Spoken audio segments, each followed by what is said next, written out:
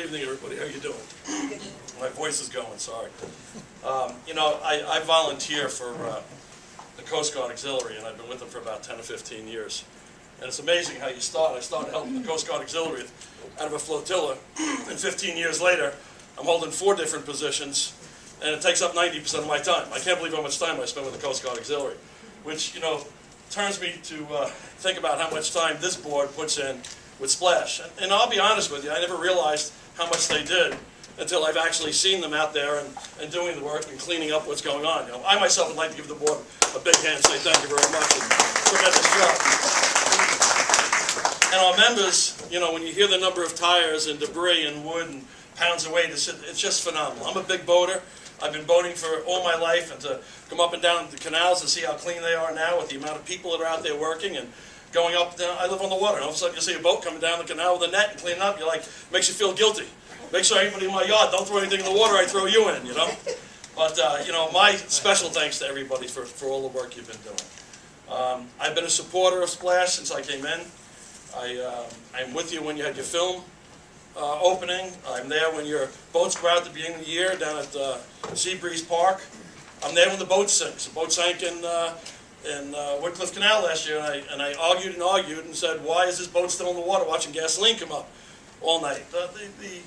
The answer was, well, we're going to close off the canal. That's not a good enough answer. We want the boat out of the water right away, and we want to contain the spill. Well, we didn't have oil retaining cloths. Well, fortunately, I went to the power plant and I talked to the people over there. They have them. So now our emergency staff knows if we have a vessel that goes down, we can go to the power plant and get one of those retaining oil rags to put around the boat that's 75, 80 feet long. We can contain the spill. I was instrumental in making sure these boats come out of the water. How many boats have sunk behind houses? And they never took them out before. You know when they started taking them out? 3 years ago when I got involved. And I demanded that the village attorneys find a way to take them out. And we did find a way, because nobody was wrong, but DEC would say them, Town Hempstead would say them, Freeport would say, nobody would take the claim and get the boat out of the water. We found a way where, as long as it's on the bottom and it's behind somebody's house, that we give them a 72-hour or whatever it is, 100-hour notice. If they don't take the boat out, we take the boat out and we put it on the taxes of that homeowner. Because it's on the land behind the property's house, behind the owner's house. They're technically responsible, though, even if it's under the water. Town of Hempstead is responsible for the water. The land under the water is the owner of the house responsibility. So if you look, since I've been in office, we removed probably 6 to 8 big vessels. And we got them out right away. So a vessel goes down, we send somebody in there, we take it out. They give them 72 hours to get it out themselves. If they don't get it out, we get it out. They don't rot in the water where you can't take them out 4 or 5 years later. So this is what we're moving on. This is what we want to continue doing. If we have a problem like this, get the boat out, call into the village. We have a plan. There's a way to do it. It does not come out of the taxpayers' money. It goes to the owners of the house. They're responsible to get it out. If they don't get it out, we'll get it out. Anything I can do to help you in the village, please feel free to give me a buzz. Call me on the village website. You know, write to me on the website. Anything I do, I'd be glad to help you. But thank you very much for everything you've done. Anything I can do to help you, I'll be there to support you. Okay? Thank you very much, and have a great time. Yes, sir. Any questions? Is this just a Freeport policy now, or is this Nassau County? This is just Freeport policy. I discussed it with the village attorneys. They found out a way, if the vessel is on the ground within 1/3 of the canal, behind somebody's house, even if they do not own the vessel, we can take it out. For example, if you have a car that's in your driveway and there's no plates on it, it's been sitting there, the village can take it out and it goes under a rubbish removal contract. They charge you. If you have a pool that's health and safety, it's not properly enclosed, the village will go in and close it. They put it on your rubbish removal contract. If you don't cut your grass and people are complaining, the village has the right to go in and cut your grass and put it on your taxes. Well, we found a way that if you don't take that boat out of the water, and especially an obstruction to navigation, and it's a hindrance to this community, we take it out and put it on your taxes. And I'll make sure they continue doing that as long as I'm here. Yes, sir. On Oceanside, I have a couple of broken docks outside the house in the water. How do we get them over? I'm not sure about Oceanside. Again, that would be Nassau County, not the village, incorporated village of Freeport. I'd hate to say, you know, make a determination on how you should do it. I would call maybe the town of Hempstead and see if they would do it. But in the village of Freeport, if there is a vessel on the ground sinking call us, we will get it out as soon as possible, before you have more contamination. Anything you need in the village, I mean, I'm looking at the barges of garbage coming in, I'm looking at the amount of people out there. Anything you need, I'll be glad to help you. It's a tremendous job you're doing. What would this village look like if you guys weren't here? I mean, really, just think how bad. Yes, sir. The museum now on Gallenboro. Yes. Been home for us for a long time. We want to see if you supported that. It'll be home to you for a long time. Great, Yes. thank you so Yes. much. You know, when I first came in, I had some questions, and I did. I'm not saying I didn't have questions. You know, I'm looking at the value of property in the villages, what I see that this organization has done, and I'm honest, I told you before, I didn't realize how much they actually do. I mean, I go around and see the amount of time, the amount of effort, the vessels, the boats, the people, the education, the training. It's phenomenal. We don't own the building, by the way. That's owned by CDA. The village has about 15% of it. The village only has 15% of that building. But as far as I'm concerned, they're doing a great job. You've done a phenomenal job of painting and rehabbing the building. I mean, it went from what it looked like 4 years ago to what it looks today with the outside, the painting, the inside, the doors. It just looks great. And I think it's a benefit to the village. I think it can only help us. And more power to you guys. Doing a great job. And yes, sir. What about the funding that Operation Splash receives from Freeport? Are you in favor of Absolutely. continuing that? Yes. Yes. Awesome. Absolutely. And, you know, it's funny, you have to have continuity with these positions, even in the village. We work very close with County Legislator Dave Dannenberg, and Dave really likes this group a lot. And he happens to be a personal friend of mine.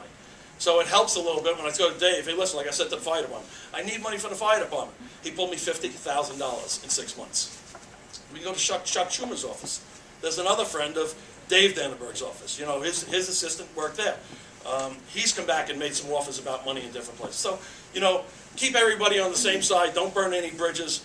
Let's look for, you know, we need grants. That's what we need. Let's be realistic. The more grants we get, the better it is. So it's good for you. It's good for us. And what sells this village? The water's what sells this village. We don't need a TV program saying that people have bed bugs in their hair.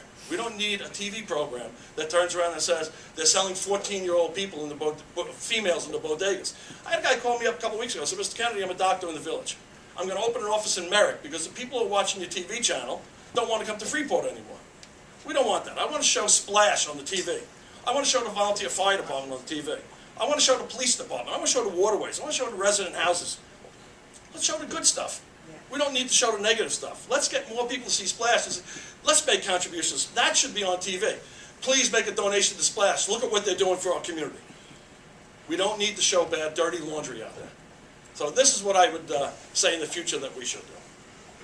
I will work with you. I think it's a great idea. You guys have surprised me. Honestly, like I said, I didn't realize the amount of work that you really do and have done in the past 4 years is amazing. Yes, sir. I have a quick question about definition. The boat has to be on the bottom of the canal, or If it's touching the bottom of the canal, technically that property belongs to the owner. how about the one that goes up and down with the tide, tied up? Well, we'll get it out while it's hitting the bottom. Call me when it's hitting the bottom. I'll make sure they get there at low tide. We're going to skin this cat whichever way we have to do it. That's the way to think. That boat sinks every springtime, or every winter. Whenever it's on the bottom, call the office, and I'll make sure a call goes in, emergency call, and get over there. Okay. But, you know, we really want to get it out before it starts to become dilapidated, and you can't lift it. You can't get it out. Before you know, you're going to pick it up, it's going to break in half. The oil is coming out of the end. We want to get this done as quickly as possible. It's on the ground. Give us 72-hour notice. Get this out of there and put it on their rent, on their tax bill. Yes, sir. What about the boat that sunk behind the restaurant? I lost the name of it. You know, I still... West Wind? At the West No, Wind no, Yacht no, Club? no. West Wind they're working on right On now. Woodcliff Already Canal. worked with. Yeah. I'm sorry? There was a boat that sunk behind the restaurant on Woodcliff Canal. Yeah, you know, I looked at that a few times. My only concern has been in there for 15 years. Right.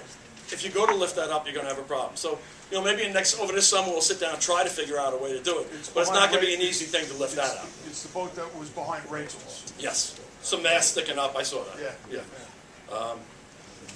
You know, I would like to really address the ones that we are going down now, and maybe over long term we'll try to figure out something with that. But I know if we go to lift that now, you're gonna have debris all over the canal, so. Right.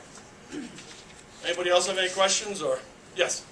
Following the storm, there were a lot of boats that were in water that ended up on land, and boats that were on land that floated up streets and in between houses of homeowners that don't necessarily own a boat. What are those residents supposed to do? You know, it's funny, I drove by the chief of police in the village, Mr. Bermudez, and there were 3 boats, so I called him up, I said, look, you made chief, now you got 3 boats. They were all in his backyard, he started laughing. You know, it's the village is not gonna go onto an individual's property to take the vessel off. If it's in the street, we can take it out. If it's on somebody's personal property, the village can't do that. It's a gift of government funds. I would suggest either you call the insurance company, or we find out who the owner of that vessel is, let the village know, and we can send the owner a letter saying, you know, be advised that we've got a complaint from so-and-so, you're the owner of this vessel, you live within our village or whatever, and try that way. But I think really it would come down to the insurance company or yourself communicating with the owner of the vessel. If you can't find out who owns it, take the numbers off, get it to me in the village, and I'll get to the chief of police, we'll find out who the owner is. But I have sidewalkers now as part of Friends of Freeport that are going door to door, back to my houses for people that are still suffering. In our interview process, we have received quite a few requests from residents to help them get these boats out of their backyards. If our interviewers take that, hit that whole ID number off, I can bring that. Forward that to me, I'll give it to the chief of police, we'll get a formal complaint in. Again, you know, if it's a formal complaint that comes in, it's almost, it might even fall under that contract where we could take it out and bill the owner for it. I'd have to find out. But I don't want to promise that, but it would be a logical thing to me if we can find the owner and they're not removing it. You know, it might fall under the jurisdiction of that rubbish removal contract, but I will find out. Some of them don't know where their boat ended up. I know. Some boats floated down Long Beach Road. And my boat stayed right behind the house. You didn't have enough water. I know. Hey, Bob, Anybody else? Yes, sir. last one. Waterfront Park, the Yes. bulkhead is due to be replaced. Do we have a time frame on that project? No, there is no contract out for the replacement. We did apply for a grant. There's been no grant issued. If you look at the center of the park, there's a 40-foot area that the gates are opened. I purposely said, listen, guys, we have to do something. I brought a company in to reface that area, 40 feet. We watched it for a year and a half. No dirt's fallen out of that. They kept the gates back, and I've been saying to them for the last 2 years, bring the company back in. I think it costs us about $8,000 to do that area. Okay, now this isn't a long-term solution, but we could do this and get that park back, and especially if you're going to do 20 feet every 2 months or 3 months. At least get half of the park, make it look, and there's no sense in having fences up against an area where the dirt's falling out. Get the resurfacing in, refacing the bulkhead. Let's continue to apply for it. Listen, I don't want to raise anybody's taxes, but if I can save that bulkhead for another 3 or 4 years till we get the grants to do it and not have to pay to finance this, I'd rather do it that way. And it has been working. If you look at that area, there's not a bit of dirt that fell through the bulkhead where we repaired it. The only problem is they're not continuing to do it, and it was minimal at best, the amount. And I know there was additional money for it, but just nothing gets done. I mean, it's just, we're going to get to it, we're going to bid it, we're going to get this grant, but we never get the grants. Let's do something in the interim. That's the way I've been looking at it. Anything else? Good luck, everybody. Thank you very much for having me. I Thanks appreciate very it. much. Thank you. Thank you.